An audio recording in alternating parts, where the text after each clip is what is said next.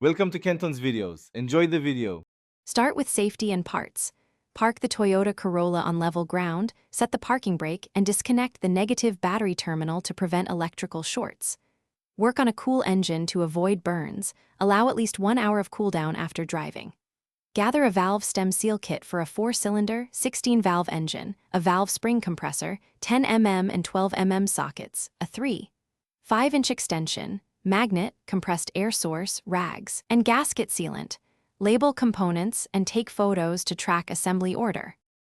Remove the valve cover. Disconnect ignition coils or spark plug wires. Unbolt the valve cover with 10 mm and 12 mm sockets and lift clear, keeping bolts organized. Rotate the engine to top dead center for cylinder 1 and use compressed air through the spark plug hole to hold the valve closed. Wear eye protection. Install the valve spring compressor, compress each spring, remove the retainer, then remove the old valve stem seal with pliers. Fit the new seals squarely onto each valve stem for all 16 valves, inspect guides, and lightly reassemble in reverse order. Compress springs, install retainers, and verify each valve moves freely. Ensure cam timing marks remain aligned while reinstalling any cam caps.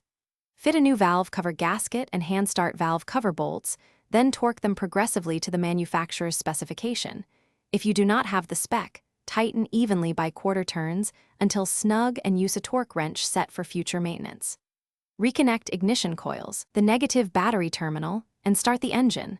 Listen for unusual noises, check for oil leaks, and take a 5 to 10 mile test drive to confirm no smoking and stable oil pressure. If leaks or rough idle persist, recheck assembly and clear any trapped air. Thanks for watching. Consider subscribing if we helped you.